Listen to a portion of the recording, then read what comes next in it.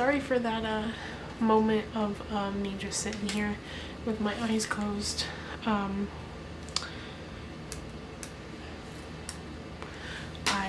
needed to kind of sit and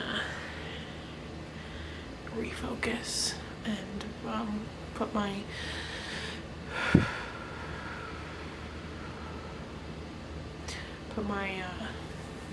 eyes on the Lord. So, welcome. This is a very odd time to be doing a video. I am aware it is literally 10:48 right now, and yeah, but I went to do my nightly reading and my nightly prayer, and I felt led to share this. So that is what I am here to do. So typically when I start, I do like to start with prayer. So that is what we will be doing. And I have 2 Bibles that I typically read from. I have the King James Version, and then I have a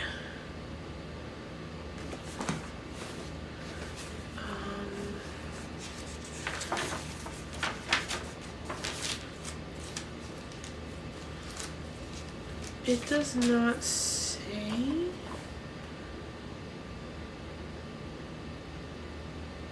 It's a Christian Standard Bible. That is what it says it is. And it is one of the She Reads Truth Bibles, so it's one of the study thick Bibles. The reason why I read from 2 of them is because sometimes the way that this one is translated is kind of weird compared to the way this one is translated. So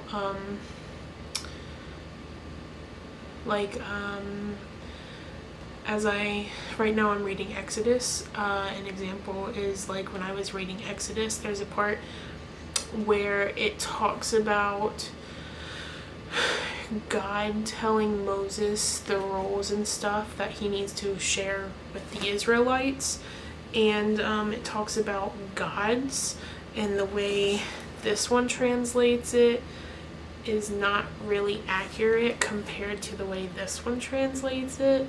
Yeah, we're gonna move on from that. If you have questions about that, I can go deeper into it later, but yeah, so just, yeah, keep that in mind that sometimes translations, yeah. Anyway, that's a story for another time. Let's start with prayer. So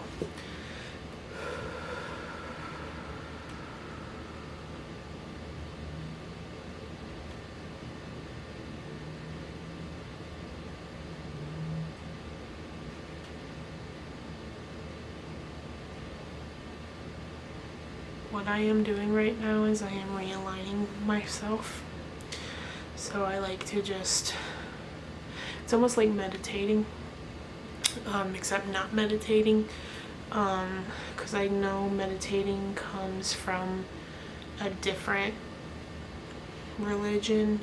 I think it's like Buddhism or something like that. I could be wrong, so don't quote me, but I don't really like saying meditating.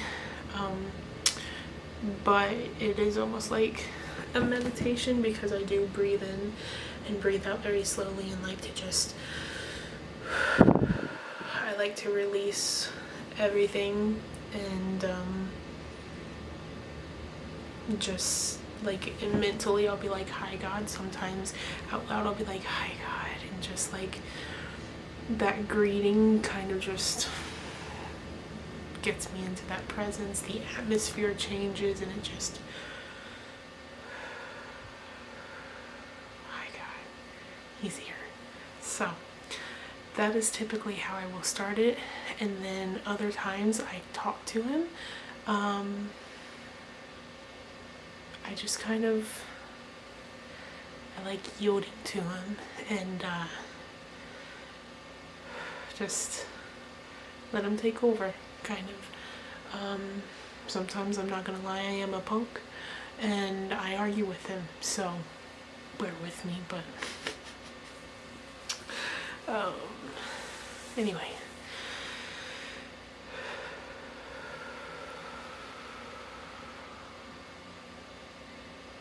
Hi God, I love you. I thank you for everything. Thank you for loving me. Thank you.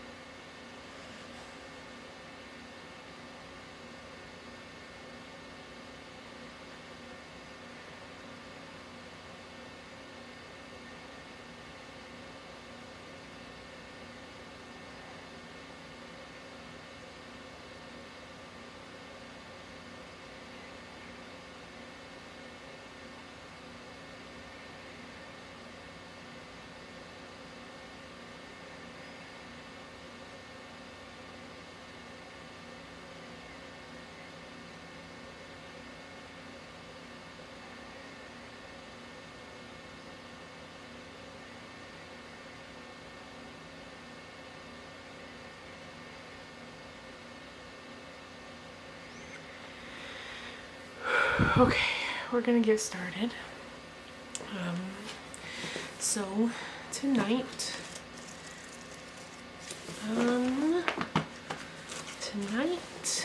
we are going to be reading from Exodus.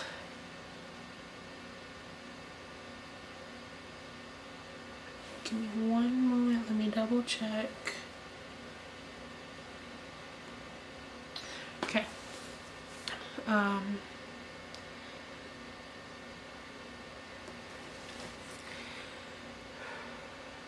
Okay. I read Exodus 33, but we're gonna read Exodus 33 again. So, yeah. Okay. So, and I can give you a moment to turn to Exodus 33. And we're just going to start from Exodus 33, 1, and then read on till, we'll probably read Exodus 34 as well. Yeah, we will see though, because what I like to do is I like to read over it, and then if I have questions develop, I've been doing really bad lately about writing those questions down if I do have questions come up, but I need to get better at that, so we will do that as well. Yeah. Okay. I think you all had plenty of time to get there, so let's start. And I am also reading this version, so if you're reading the King James version or another version, it might translate differently, so.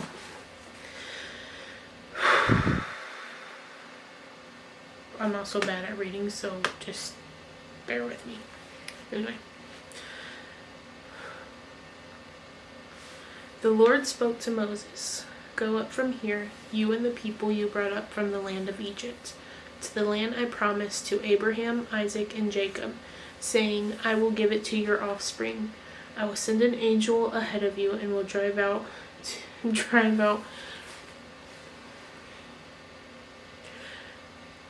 bear with me, the Canaanites, Amorites, Hivites. Not gonna try that one. It starts with a P. Hivites and Jebusites, and probably. Anyway. Go up to a land flowing with milk and honey. But I will not go up with you because you are a stiff-necked people. Otherwise, I might destroy you on the way.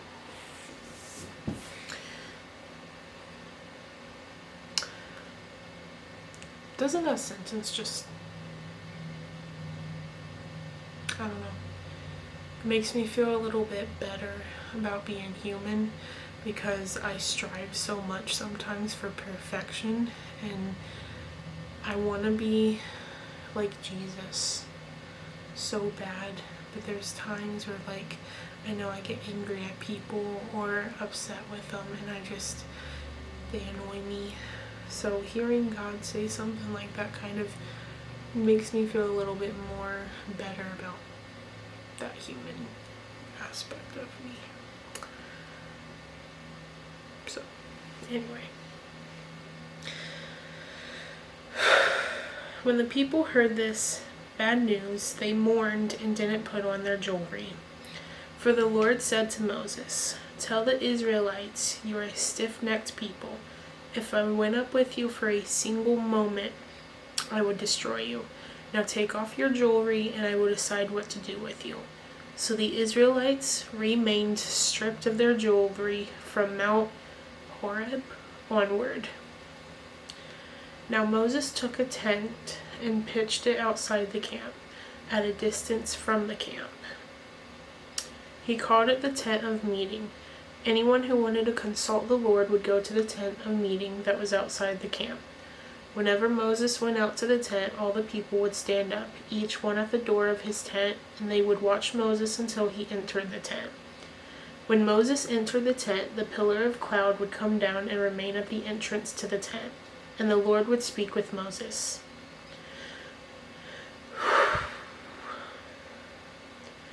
As all the people saw the pillar of cloud remaining at the entrance to the tent, they would stand up, then bow and worship, each one at the door of his tent.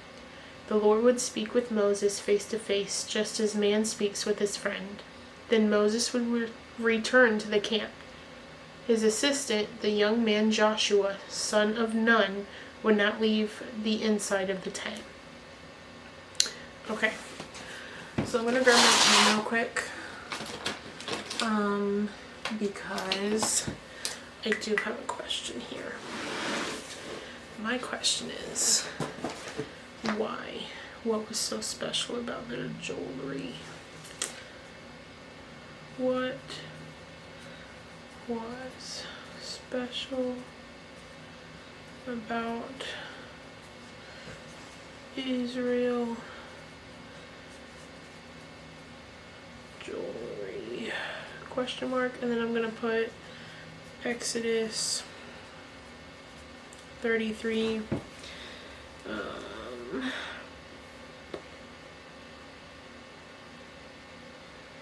4. I'll say 33:4. Yeah.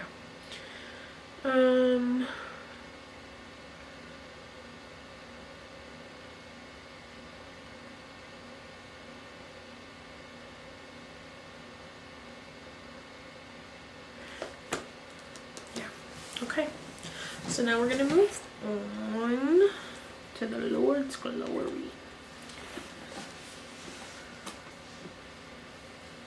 Okay, sorry if my face is coming off. I didn't even realize that. Anyway, Moses said to the Lord, oh, I did not realize if it's been like this the whole time, I'm so sorry. I'll bring my Bible up to me. Moses said to the Lord, "Look, you have told me, lead his people up." Oh, lead this people up. I was about to say, like, lead this people up, but you have not let me know whom you will send with me. You said, "I know you by name, and you have also found favor with me. Now, if I have indeed found favor with you, please teach me your ways, and I will know you, so that I may find favor with you. Now consider that this nation is your people." Wow. You have not let me know whom you have sent with me. You said, I know you by name, and you have also found favor with me. Now if I have indeed found favor with you, please teach me your ways, and I will know you, so that I may find favor with you. Please teach me your ways.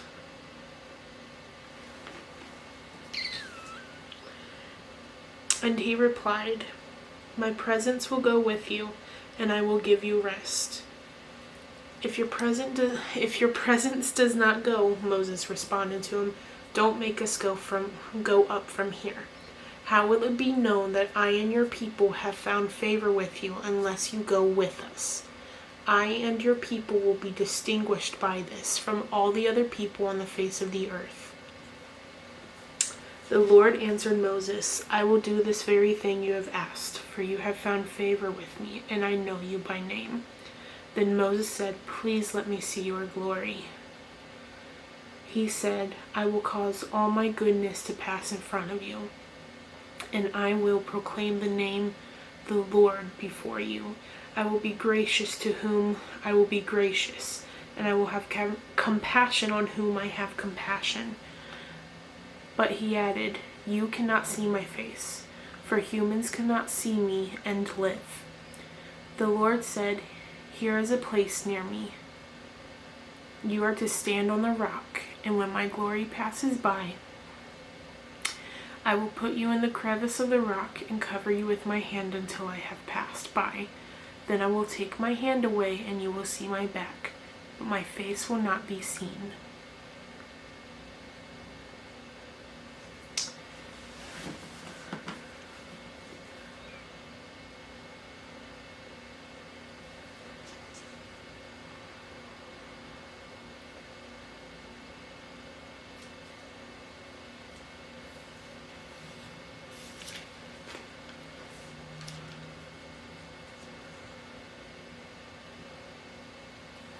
I'm gonna keep going.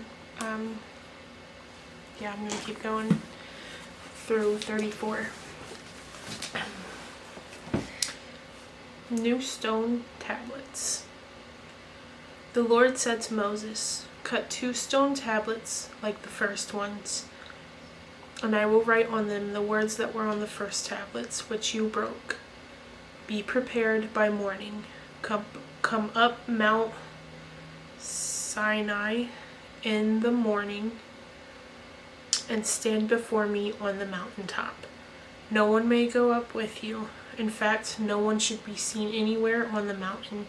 Even the flocks and herds are not to graze in front of the mountain. Moses cut 2 stone tablets like the first ones. He got up early in the morning, and taking the 2 stone tablets in his hand, he climbed Mount Sinai, just as the Lord had commanded him. The Lord came down in a cloud, stood with him there, and proclaimed his name, the Lord. The Lord passed in front of him and proclaimed, the Lord. The Lord is a compassionate and gracious God, slow to anger and abounding in faithful love and truth, maintaining faithful love to 1,000 generations, forgiving iniquity, rebellion, and sin. But he will not leave the guilty unpunished, bringing the father's iniquity on the children and grandchildren to the 3rd and 4th generation.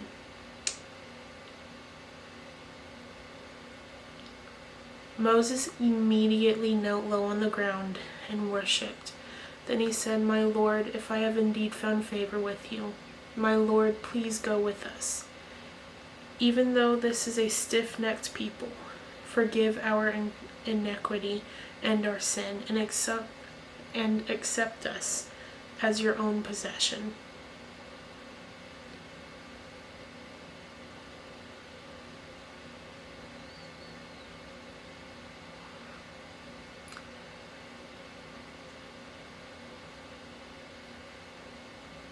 And the Lord responded, look, I am making a covenant.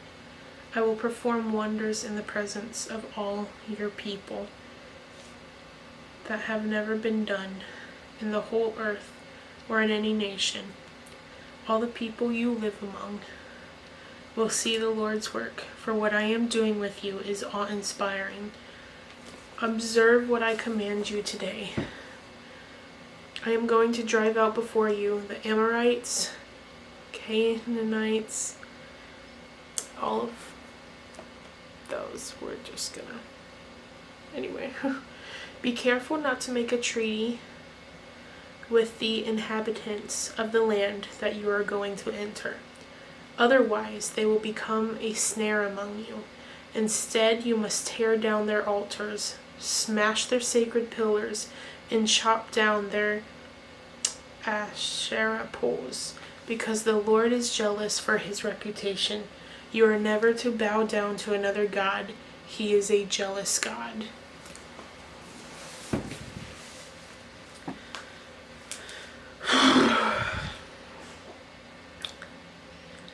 Do not make a treaty with the inhabitants of the land, or else, when they prostitute themselves with their gods and sacrifice to their gods, they will invite you, and you will eat their sacrifices.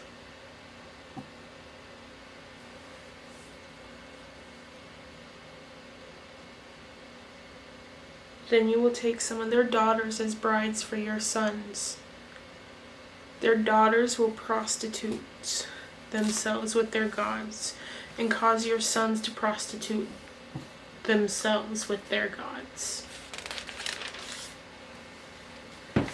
Do not make cast images of gods for yourselves.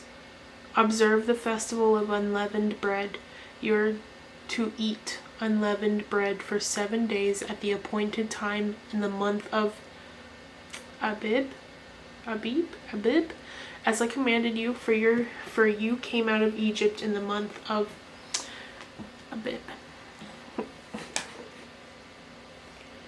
Oops. The firstborn male from every womb belongs to me, including all your male livestock, the firstborn of cattle or sheep. You may redeem the firstborn of a donkey with a sheep, but if you do not redeem it, break its neck. My cat just stuck her paw under the door and it just scared me so bad. Anyway.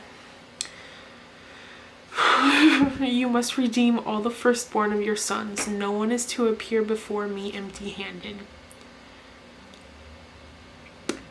You are to labor 6 days, but you must rest on the 7th day. You must even rest during plowing and harvesting times. Observe the festival of weeks with the first fruits of the wheat harvest, and the festival of ingathering at the turn of the agricultural year. 3 times a year all your males are to appear before the Lord, the God of Israel, for I will drive out nations before you and enlarge your territory.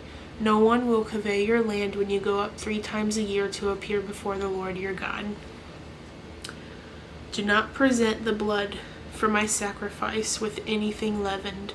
The sacrifice of the Passover festival must not remain until morning. Bring the best first fruits of your land to the house of the Lord your God. You must not boil a young goat in its mother's milk. The Lord also said to Moses, "Write down these words, for I have made a covenant with you and with Israel based on these words." Moses was there with the Lord 40 days and 40 nights. He did not eat food or drink water. He wrote the 10 Commandments, the words of the covenant, on the tablets.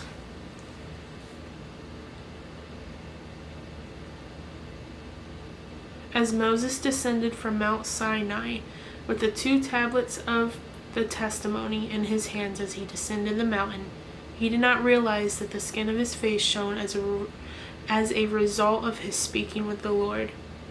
When Aaron and all the Israelites saw Moses, the skin of his face shone. They were afraid to come near him. But Moses called out to them. So Aaron and all the leaders of the community returned to him, and Moses spoke to them. Afterward, all the Israelites came near, and he commanded them to do everything the Lord had told him on Mount Sinai. When Moses had finished speaking with them, he put a veil over his face. But whenever Moses went before the Lord to speak with him, he would remove the veil until he came out. After he came out, he would tell the Israelites what he had been commanded, and the Israelites would see that Moses' face was radiant. Then Moses would put the veil over his face again until he went to speak to the Lord.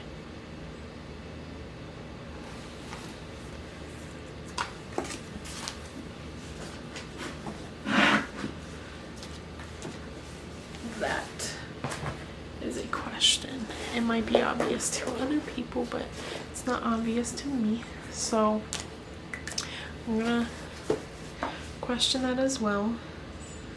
Why did Moses cover his radiant face? I know that like a veil is like, so like when a bride wears a veil, isn't it supposed to be like,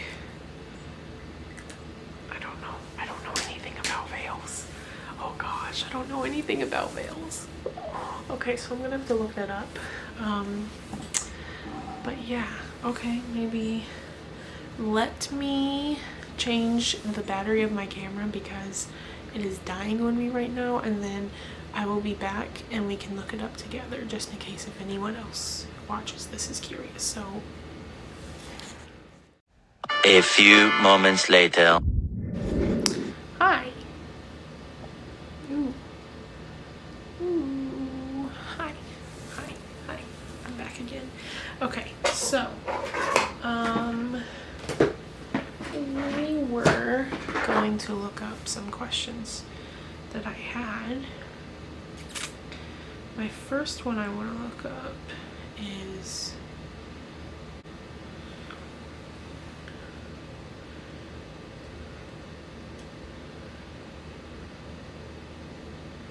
okay, so here, why in Exodus 33 did God tell the children of Israel to take off the jewelry after they had made the golden calf? Okay, wow, okay. So I think I'm gonna read from my King James version and then see if there's anything different about it, because there's two ways that it could go, which I found really odd. It's Exodus 33.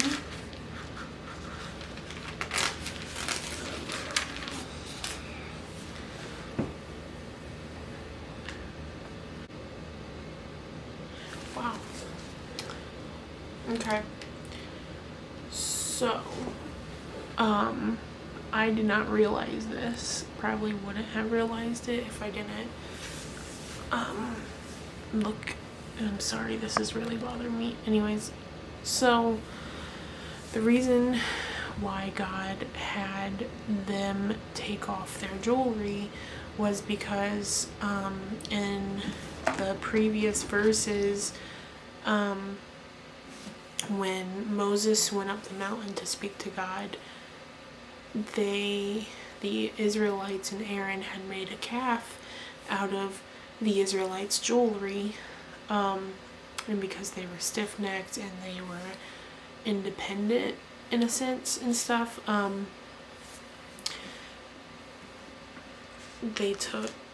had them take that jewelry off, I guess they used that jewelry to make another god, so he had them take that jewelry off pretty much, and then he was deciding what he was going to do about it. So that's, I mean, that makes sense. Now we have, why did Moses cover his radiant face? Okay, so Moses used a veil to cover the glory of God because his brother and the Israelites were fearful of it. I mean, context clues, I could have gotten that, but I just wanted to know if there was like a more theological meaning behind it or anything. So yeah, interesting, very interesting. That's really it. I'm sorry, I didn't realize this part was blurry, so it's probably gonna be blurry while I'm editing, so sorry. I'll try to cut out as much as I can of the blurriness, but okay, well, it is currently 11:25. I'm going to close this out in prayer, and then yeah, that's it. So yeah, let's get into it.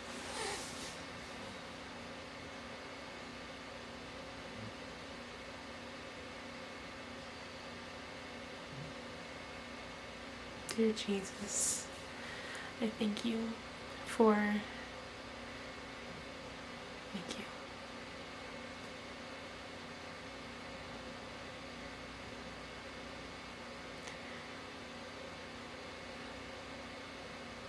Thank you for the word. Thank you for loving us. Thank you for being so just loving and patient and understanding.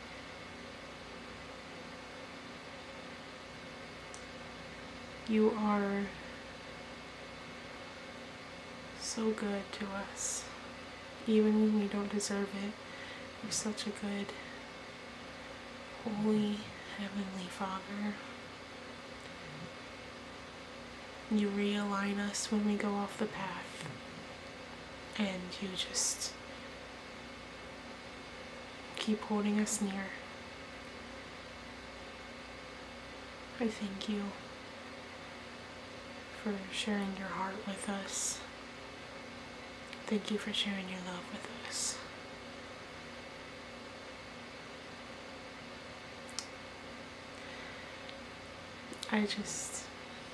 I pray for who's ever on the other side of the screen. I pray, Father God, that you touch them in a way that only you can get through to them. I pray that you heal them. You heal their foot. May their foot heal whatever is going on. God, I just thank you. Thank you.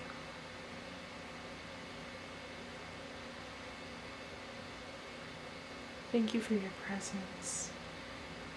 Thank you for always listening. Thank you.